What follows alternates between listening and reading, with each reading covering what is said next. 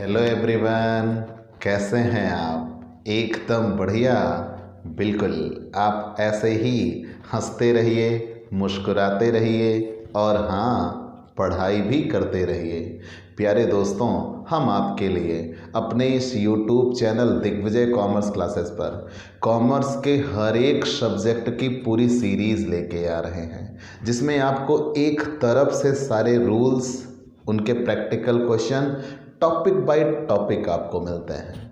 आप चाहे theoretical subject पढ़ना चाहें या न्यूमेरिकल सब्जेक्ट पढ़ना चाहें, अगर आप 1 बाय 1 क्लास पाना चाहते हैं, नियमित पढ़ाई करना चाहते हैं, अपनी शर्तों पर क्लासरूम या ऑफलाइन पढ़ाई से भी बेहतर पढ़ाई पाना चाहते हैं, तो हमारे इस YouTube channel Digvijay commerce classes को सब्सक्राइब करिए। अगर आप कॉमर्स के स्टूडेंट हैं तो हम आपको ये आश्वस्त करा देना चाहते हैं कि आपको आपकी पूरी पढ़ाई 1 बाय 1 करके आपके घर बैठे मिलेगी।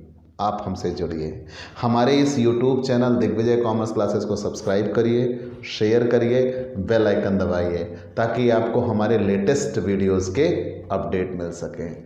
आप और हम इस YouTube चैनल के जरिए ही एक दूसरे से जुड़े हुए हैं, तो यही तो हमारे संबंधों का आधार है। हमने BCom part 1, BCom part 2, BCom part 3 की हर एक सब्जेक्ट की सीरीज़ शुरू की हुई है। सारे सब्जेक्ट यहाँ अवेलेबल हैं। आप कोई भी सब्जेक्ट पढ़ना चाहें कॉमर्स के तो हमसे जुड़ें। आपके लिए अगर आप बीकॉम पार्ट 1 के छात्र हैं तो हमने बीकॉम पार्ट 1 कि सबसे इम्पोर्टेंट बुक, सारी बुक्स इम्पोर्टेंट होती हैं, लेकिन ये इतनी इम्पोर्टेंट है कि आप यहाँ से लेकर कॉमर्स की सबसे टॉप की डिग्री CA तक जाइएगा ना, ये किताब आपको ज़रूर मिलेगी। मतलब आपके लिए आज ये मिली है और अब ये आपके अंजाम तक आपका साथ देगी। मर्केंटाइल लॉ पहले इसे कहा जाता था, वर्तमान में इसे बिजनेस रेगुलेटरी फ्रेमवर्क कहते हैं। ठीक है, वर्तमान में इसे बिजनेस रेगुलेटरी फ्रेमवर्क कहा जाता है और ये हमारे हाथ में RC अग्रवाल की साहित्य भवन पब्लिकेशन SBPD की किताब है और ये बीकॉम के लिए सभी विश्वविद्यालयों द्वारा मान्यता प्राप्त किताब है। मतलब हमने इस बुक को ही आधार माना है और आपसे ये गुजारिश है कि आप भी इस बुक को आधार मानिए। बाकी आप कोई भी बुक प्रेफर कर सकते हैं, उसके लिए कोई बाध्यता नहीं है। लेकिन आप किसी यूनिवर्सिटी की वेबसाइट पे जाके सर्च कर लीजिएगा, आपको मिल जाएगा कि अगर आप BRF की किताब पाना चाहते हो तो सबसे बेस्ट किताब SBPD की है।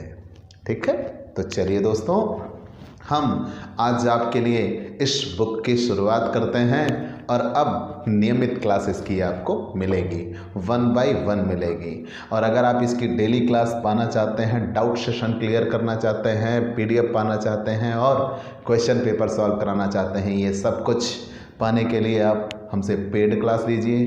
पेड क्लास पाने के लिए हमारे व्हाट्सएप नंबर 9984358237 पर व्हाट्सएप करिए, मैसेज करिए, आपको पेड क्लास की पूरी जानकारी दे दी जाएगी, जिसमें आप बहुत थोड़े से शुल्क का भुगतान करके अपनी पढ़ाई को एकदम शानदार बना सकते हैं। हमने इस वर्तमान परिस्थिति में डॉक्टर राम मनोहर लोहिया अवध यूनिवर्सिटी में ये किताब ऑब्जेक्टिव मोड में है। मतलब इस किताब का पेपर ऑब्जेक्टिव होगा, ऑप्शनल कह लीजिए। मतलब MCQs क्वेश्चन आएंगे, मल्टीपल चॉइस क्वेश्चन, कोई एक क्वेश्चन होगा, उसके 4 आंसर होंगे, कोई एक सही होगा, उसको आपको OMR पे फिल करना होगा। सेम वैसा इलाहाबाद स्टेट यूनिवर्सिटी में होने जा रहा है, कानपुर यूनिवर्सिटी में भी ऐसा ही है। मतलब लेकिन हम आपको पूरे कॉन्सेप्ट क्लियर करेंगे और कॉन्सेप्ट क्लियर करने के बाद तब ऑब्जेक्टिव क्वेश्चन अपने आप क्लियर हो जाएंगे। ठीक है, मतलब ऑब्जेक्टिव क्वेश्चन भी हम कराएंगे, लेकिन पहले कॉन्सेप्ट, उन कॉन्सेप्ट के बाद आपके ऑब्जेक्टिव क्वेश्चन आसानी से तैयार हो जाएंगे। और सबसे बड़ी बात कि कोई भी बुक ऑब्जेक्टिव मोड में छपी ही नहीं है, तो मतलब आपको कॉन्सेप्ट ही पढ़ना है, ये सच्चाई है। तो चलिए हम शुरुआत करते हैं मर्केंटाइल लॉ, व्यापारिक संनियम। ठीक है बेटा, मर्केंटाइल लॉ व्यापारिक संनियम। तो सबसे पहले इस किताब का नाम है बिजनेस रेगुलेटरी फ्रेमवर्क, व्यावसायिक नियामक ढांचा, मतलब व्यवसाय को चलाने के लिए जो नीति और नियम होंगे, मान लिया। लेकिन ये जो व्यापारिक संनियम है ये होते क्या हैं, कहाँ से आए, मतलब ये दोनों एक हैं, नहीं तो आप ये सोचिए कि व्यापारिक संनियम और व्यावसायिक नियामक ढांचा, पहले इसका नाम व्यापारिक संनियम था, वर्तमान में व्यावसायिक नियामक ढांचा नाम से जानते हैं। ठीक है, तो हम सबसे पहले जानते हैं व्यापारिक संनियम है क्या।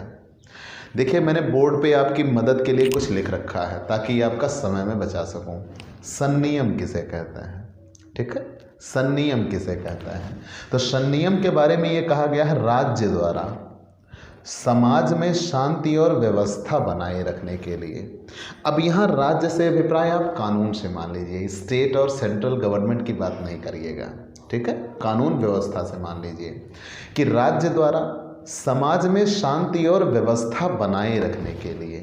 भाई एक समाज उन्नत तभी करता है जब वहाँ शांति और व्यवस्था बनी होती है, अगर वहाँ अशांति होगी तो वो कभी भी उन्नति नहीं कर सकेगा।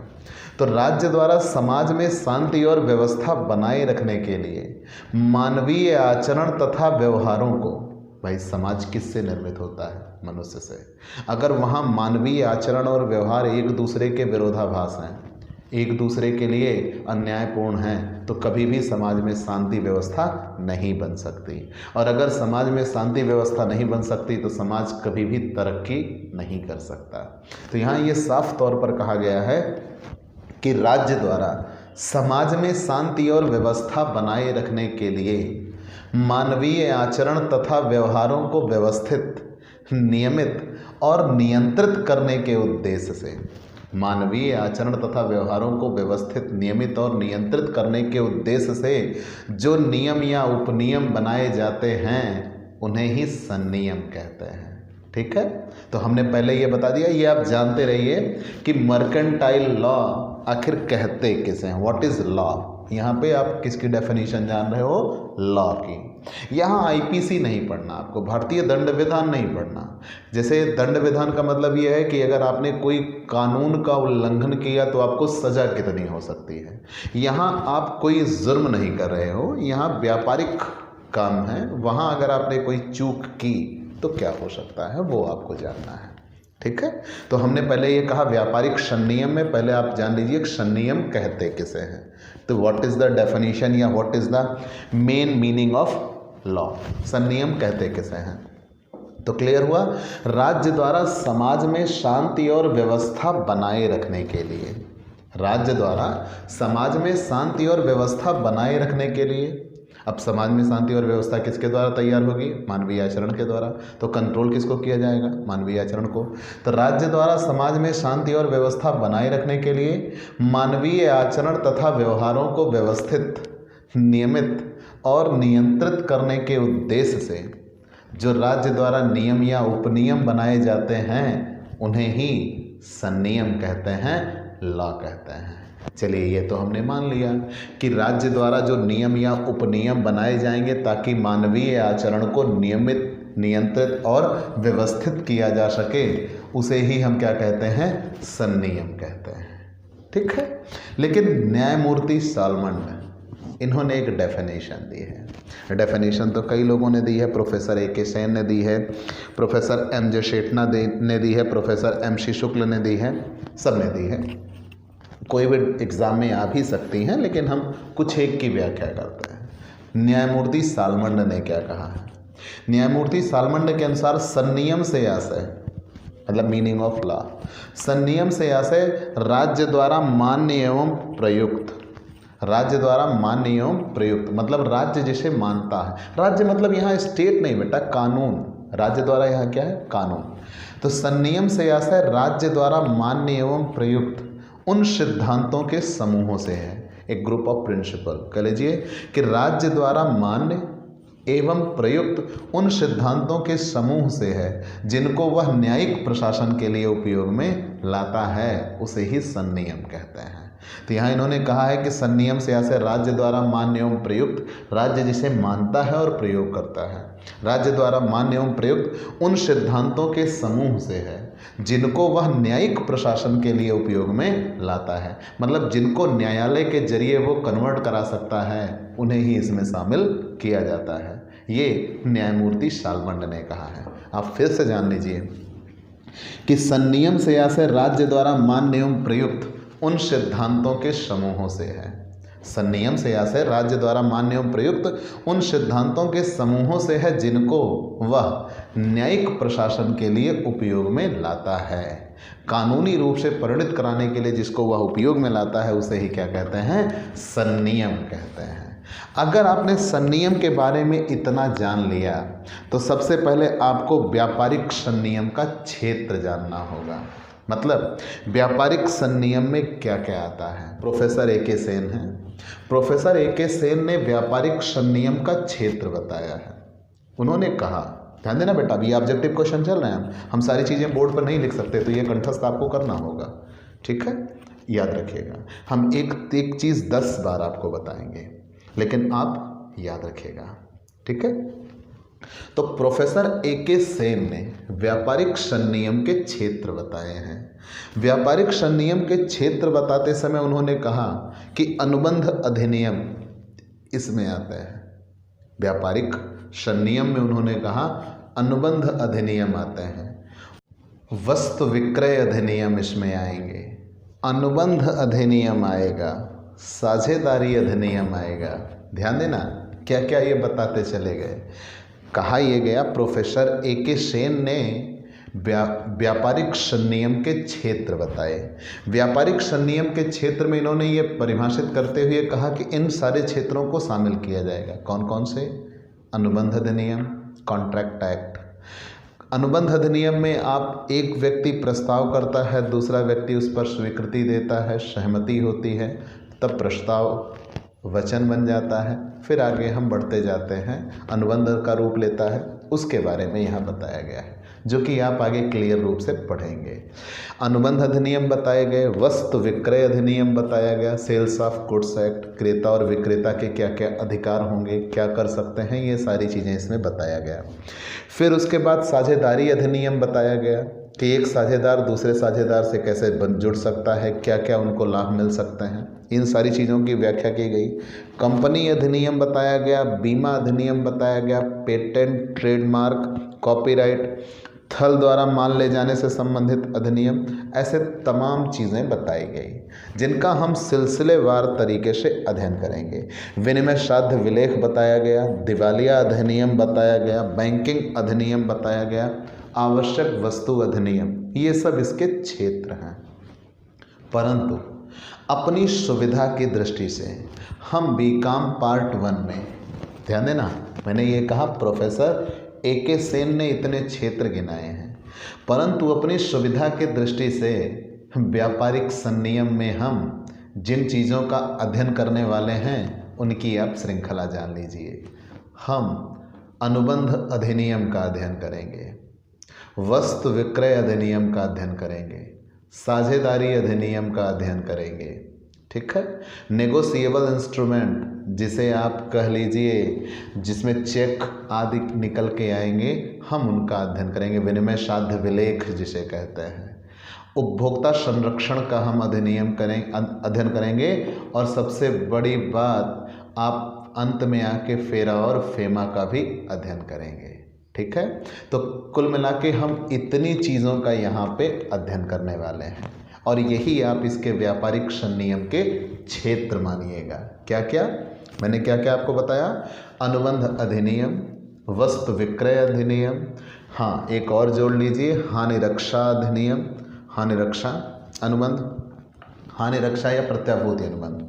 फिर उसके बाद निक्षेप भी है, इसमें एजेंसी भी है, निक्षेप, एजेंसी, साझेदारी अधिनियम, वस्तु विक्रय अधिनियम, और उसके बाद नेगोशिएबल इंस्ट्रूमेंट, विनिमय साध्य विलेख, और उपभोक्ता संरक्षण अधिनियम, फेरा और फेमा।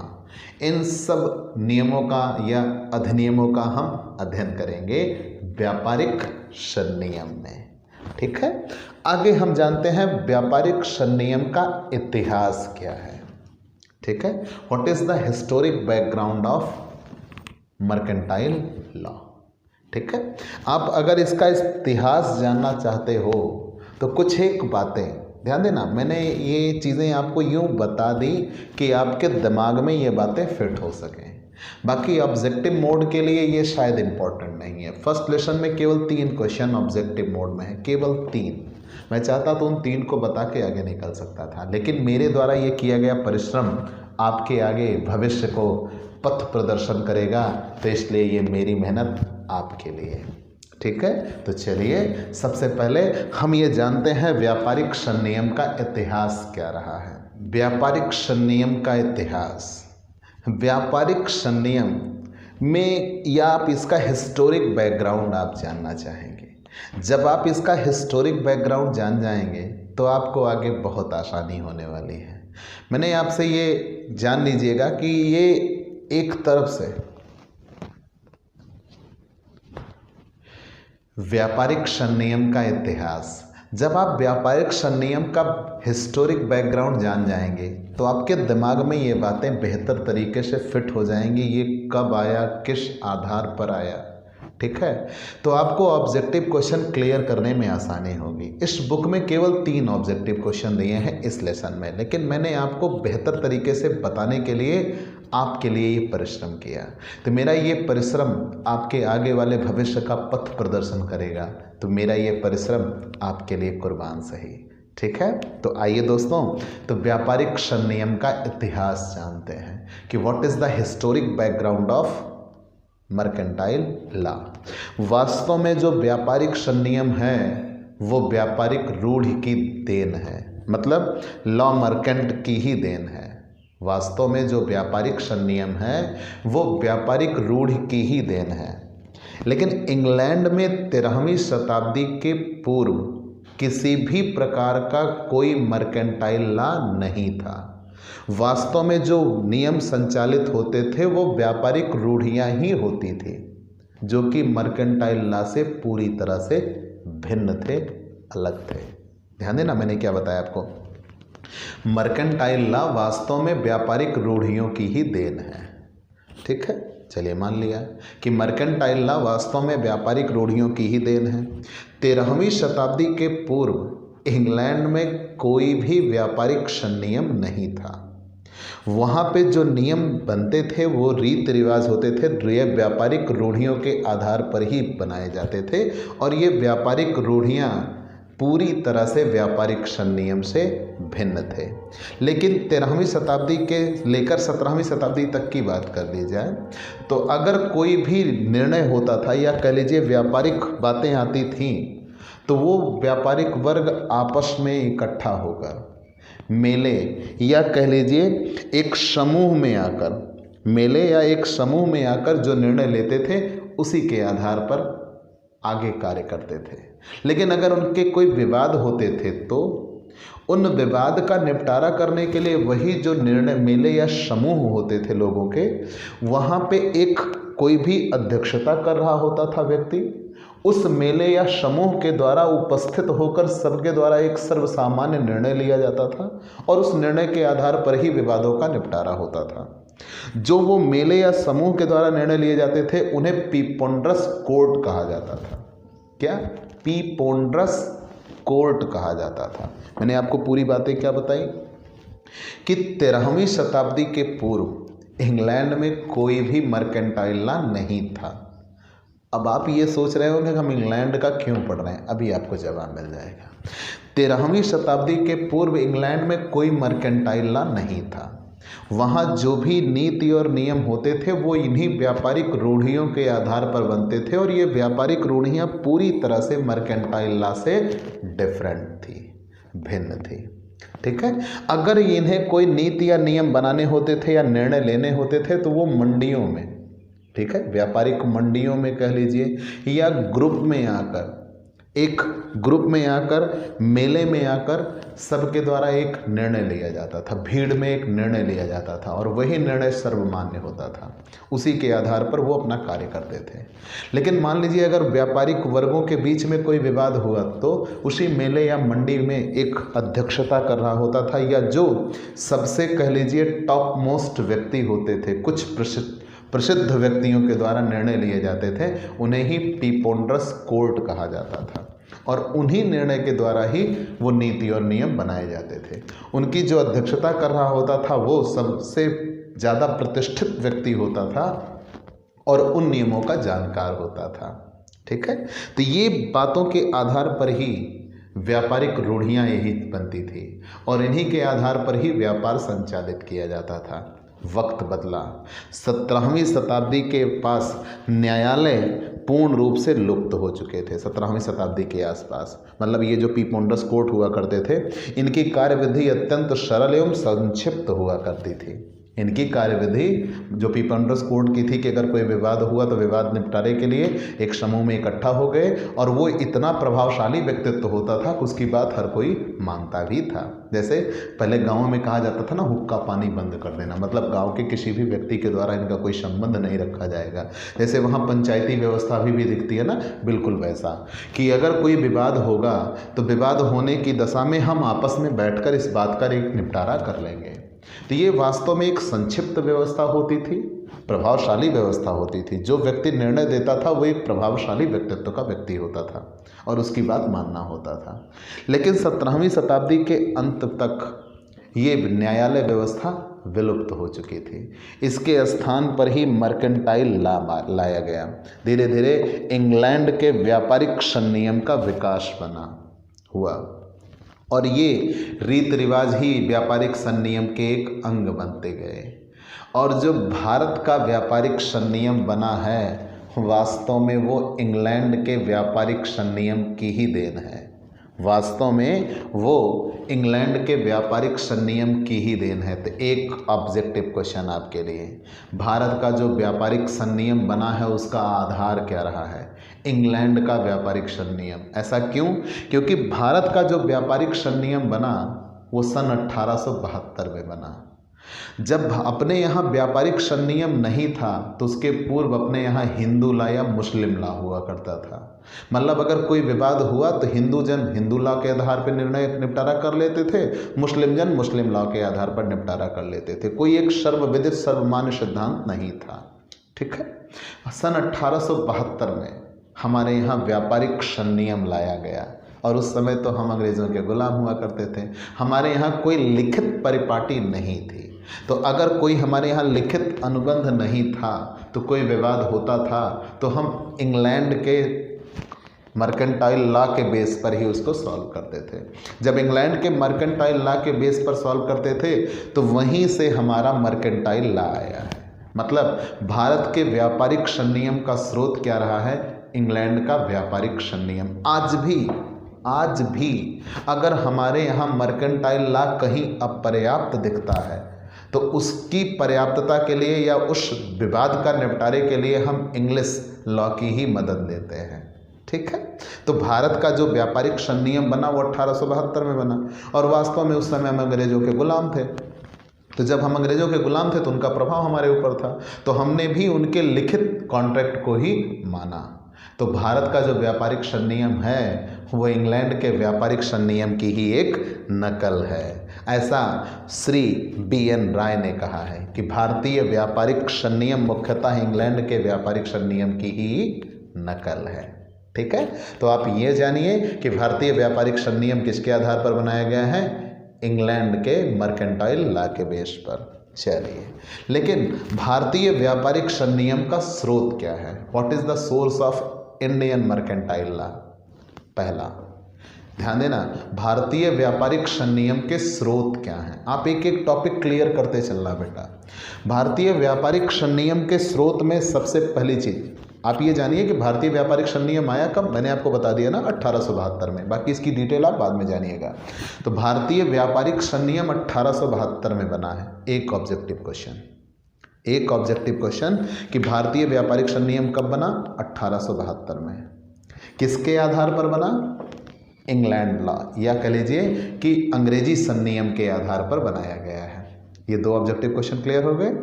आगे बढ़ते हैं। सन याद रखना कि भारतीय व्यापारिक संनियम कब बना है? 1872 में। और किसके आधार पर बनाया गया? अंग्रेजी संनियम के आधार पर बनाया गया। अब हम आते हैं भारतीय व्यापारिक संनियम का सोर्स क्या है। सबसे पहला, ये परिनियम या कह लीजिए संसद द्वारा निर्मित किए गए संनियम हैं। तो भारतीय व्यापारिक संनियम अप्रैल में 25 अप्रैल, ठीक है ना, 25 अप्रैल को भारतीय संसद 25 अप्रैल 1872 को भारतीय संसद द्वारा पास हुआ था और पारित हुआ था और 1 सितंबर 1872 से लागू हुआ था। तो चूंकि ये संसद द्वारा निर्मित किए गए संनियम हैं जिसको भारत की लोकसभा और राज्यसभा मान्यता देती है, उसे ही संसद द्वारा निर्मित किए गए संनियम कहते हैं या परिनियम कहते हैं। तो भारतीय व्यापारिक संनियम भारतीय संसद द्वारा पारित है। कब पारित है ये मैंने आपको बता दिया कि 25 अप्रैल 1872 को पास हुआ, लेकिन लागू कब से हुआ है? लागू हुआ है 1 सितंबर 1872 से, और ये पूरे भारत में लागू हुआ था सिवाय जम्मू और कश्मीर को छोड़कर। ठीक है, फिर से जान लीजिए कि भारतीय व्यापारिक संनियम परिनियम क्यों कहा जाता है, संसद द्वारा निर्मित क्यों कहा जाता है। सोर्स आप पढ़ रहे हो ना, भारतीय व्यापारिक संनियम का स्रोत क्या है? तो भारतीय व्यापारिक संनियम का स्रोत है भारतीय संसद द्वारा ये निर्मित है।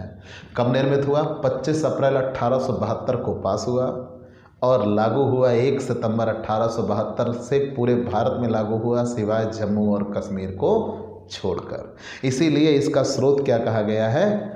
भारतीय संसद कही गई है। फिर आगे बढ़ते हैं, अंग्रेजी कॉमन लॉ। भारतीय व्यापारिक संनियम जो बनाया गया है वो अंग्रेजी संनियम के आधार पर बनाया गया। वास्तव में भारत में कोई लिखित अनुबंध नहीं थे या लिखित नियम नहीं थे। उन नियमों के अभाव में अगर हमको कहीं कोई ज़रूरत पड़ती थी तो हम अंग्रेजी लॉ की ही मदद लेते थे। आज भी अगर भारत में कहीं कोई विवाद हुआ और हमारे नियम पर्याप्त ना दिखे तो हम अंग्रेजी संनियम के आधार पर ही उसका निपटारा करेंगे। ठीक है, तो अंग्रेजी कॉमन लॉ दूसरा आया, और तीसरा आया साम्य एवं न्याय सिद्धांत। पहले राजा राजतंत्र हुआ करता था, राजा की भूमिका थी, राजा निर्णय लेता था और राजा के द्वारा लिए गए निर्णय सबको मान्य करने पड़ते थे, लेकिन राजा के द्वारा लिए गए निर्णय कठोर होते थे। धीरे धीरे राजा ने क्या किया, ये निर्णय अपने जो परिषद थी उनको या प्रेषित को, चांसलर को निर्णय लेने के लिए कहा। जो उनके चांसलर हुआ करते थे वो निर्णय लेने शुरू किए। तो चांसलर के द्वारा लिए गए निर्णय कठोर नहीं होकर बल्कि न्याय और साम्य होने लगे। ठीक है, साम्य होने लगे, शुद्ध अंतःकरण पर आने लगे। तो उन नियमों को ही साम्य सिद्धांत कहा गया और वहीं से, जो वास्तव में पादरी हुआ करते थे, और वहीं से न्यायालय सिद्धांत आया है। ठीक है, वहीं से न्यायालय सिद्धांत आया है।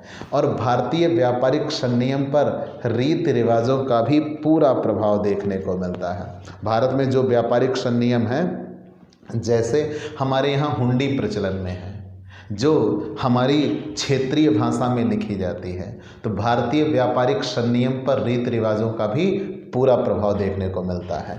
और सबसे बड़ी बात, आधारभूत न्यायिक निर्णय होता है।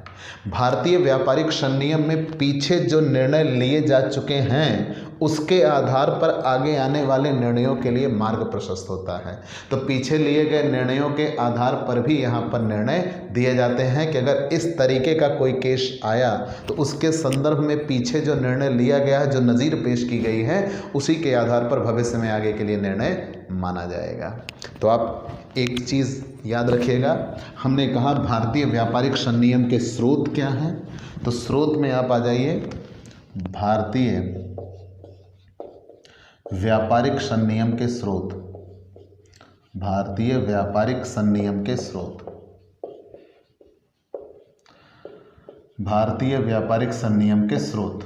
तो भारतीय व्यापारिक संनियम के स्रोत पे एक तरफ से चाहे तो इसको भाई स्रोत लिख दीजिए, स्रोत, भारतीय व्यापारिक संनियम के स्रोत। तो भारतीय व्यापारिक संनियम के स्रोत में पहला है परिनियम या संसद द्वारा निर्मित, या संसद द्वारा निर्मित। भारतीय व्यापारिक संनियम ये परिनियम कहा जाता है या संसद द्वारा निर्मित कहा जाता है। तुरंत मैंने आपको इसमें बताया कब निर्मित हुआ, 25 अप्रैल 1872 को, 25 अप्रैल 1872 को निर्मित हुआ। लागू कब से हुआ, 1 सितंबर 1872 को। पूरे भारत में लागू हुआ सिवाय जम्मू और कश्मीर को छोड़कर। अंग्रेजी संनियम के आधार पर बनाया गया। तो इसका स्रोत, सबसे बड़ा स्रोत क्या है, अंग्रेजी संनियम है। अंग्रेजी संनियम में लिखी बातों के आधार पर ही इसके नियम बनाए गए हैं और उसी आधार पर अभी भी इसका संचालन होता है। और तीसरा, साम्य सिद्धांत। मैंने पहले ये कहा कि पहले राजतंत्र हुआ करता था, राजा के द्वारा निर्णय लिया जाता था और वो निर्णय कठोर होते थे लेकिन सबके द्वारा मान्य होते थे। धीरे धीरे राजा ने ये निर्णय अपने चांसलर को दिया। चांसलर जो एक पादरी हुआ करते थे, उनके द्वारा लिए गए निर्णय न्यायिक और साम्य हुआ करते थे। फिर उन निर्णयों को मान्यता दी गई। फिर चौथे नंबर पर आपको ये मिला कि इसमें भारतीय रीति रिवाज की भी झलक देखने को मिलती है। जो भारतीय रीति रिवाज रहा है, मतलब हमारे यहाँ अभी भी हुंडियों का प्रचलन है, हुंडी आदि इसमें ज़रूर प्रभाव डालती हैं। और सबसे अंतिम चीज़ें जो न्यायिक निर्णय रहे हैं, आधारभूत न्यायिक निर्णय, उन निर्णयों को भी इसमें देखा जाता है। मतलब जो पीछे निर्णय दिए जा चुके हैं उन निर्णयों के आधार पर भी हमारे यहाँ निर्णय लिए जाएंगे कि अगर इससे संबंधित मिलते जुलते, जैसे आप आगे केशला पढ़ेंगे, लालमन शुक्ला बनाम गौरी दत्त, धर्मोदास घोष बनाम मोहरी बीबी, रंगनायक कम्मा बनाम अलवर सेट्टी, बोल्टन बनाम जोन्स। तो ऐसे जो केस लॉ बने हैं, मतलब दो लोगों के बीच में कोई विवाद हुआ है और उसके संबंध में जो निर्णय दिया गया, अगर उसी से मिलता जुलता आपका भी कोई विवाद होगा तो उसी आधार पर आपका भी निपटारा कर दिया जाएगा। ठीक है, तो उसे ही आधारभूत न्यायिक निर्णय कहते हैं। तो इस पाठ के 3 ऑब्जेक्टिव क्वेश्चन हैं, बुक में दिए हैं। पहला, भारतीय व्यापारिक संनियम कब बना? मैंने पहले ही बताया 1872। मैंने आपको ज़्यादा बताया 25 अप्रैल 1872 को पारित हुआ है, लागू हुआ है 1 सितंबर 1872 को, और पूरे भारत में लागू हुआ है सिर्फ जम्मू और कश्मीर को छोड़कर। भारतीय व्यापारिक संनियम का स्रोत क्या रहा है? अंग्रेजी संनियम रहा है। और व्यापारिक संनियम में क्या शामिल होता है? ये कोई आईपीसी की धारा नहीं है, मतलब इसमें दंडनीय अधिनियम नहीं आते, सोशल एक्ट नहीं है, सामाजिक अधिनियम नहीं आते, नैतिक अधिनियम नहीं आते, इसमें अनुबंध अधिनियम आता है। ठीक है, इसमें अनुबंध अधिनियम आता है, वस्तु विक्रय अधिनियम आता है, निक्षेप आता है, हानि रक्षा आता है, लेकिन दंडनीय अधिनियम, सामाजिक अधिनियम, नैतिक अधिनियम नहीं आते। ठीक है, तो ऑप्शन क्या हो जाएगा? अनुबंध अधिनियम। कंफर्म? तो यहीं पे ये लेसन समाप्त हो जाएगा, पहला लेसन। मतलब आज आपने व्यापारिक संनियम जाना। तो व्यापारिक संनियम वो रीति रिवाज, वो व्यापारिक रूढ़ियाँ, वो नियम हैं जिनके जरिए हम व्यापारिक संचालन करेंगे। ठीक है, जैसे यदि सामान्य नागरिक के लिए यह पालन किया जाने वाला नियमों का एक समूह है। जैसे एक नौकरी पेशा व्यक्ति, जीवन यापन साधन पेशा व्यक्ति, न्यायाधीश के निर्देशात्मक सिद्धांत, मतलब आप ये कह लीजिए कि ये वो नीति और नियम है जिनसे एक नौकरी पेशा व्यक्ति या एक व्यापारिक व्यक्ति आगे अपने जीवन में इन निर्णयों के आधार पर या नियमों के आधार पर व्यापार या अपना जीवन चलाएगा, उसे ही व्यापारिक नियम या संनियम कहते हैं। तो आपको ये क्लास कैसी लगी हमें ज़रूर बताइएगा, आपके लाइक और कमेंट का इंतज़ार रहेगा। और सबसे बड़ी बात, अगर आप हमसे नियमित क्लास पाना चाहते हैं, 1 बाय 1 सारे टॉपिक एक एक तरफ से क्लियर करना चाहते हैं, तो आप हमसे जुड़िए, हमसे पेड क्लास लीजिए। पेड क्लास पाने के लिए आप हमारे व्हाट्सएप नंबर पर व्हाट्सएप करिए, मैसेज करिए, आपको पेड क्लास की जानकारी दे दी जाएगी, जिसमें आप बहुत थोड़े से शुल्क का भुगतान करके अपनी पढ़ाई को एकदम शानदार बना सकते हैं। ठीक है, आपको पीडीएफ मिलेगा, डाउट सेशन क्लियर कराए जाएंगे और एग्ज़ाम पेपर भी सॉल्व कराया जाएगा। रेगुलर क्लासेस होंगी, ऑफलाइन से ज़्यादा बेहतर पढ़ाई इस ऑनलाइन नेटवर्क पर हम आपके ला के देंगे, ये हमारा वादा है आपसे। तो आप हमारे इस YouTube channel Digvijay commerce classes को सब्सक्राइब करिए, शेयर करिए, बेल आइकन दबाइए। तो आज के लिए इतना ही, चलते हैं दोस्तों, बाय बाय दोस्तों।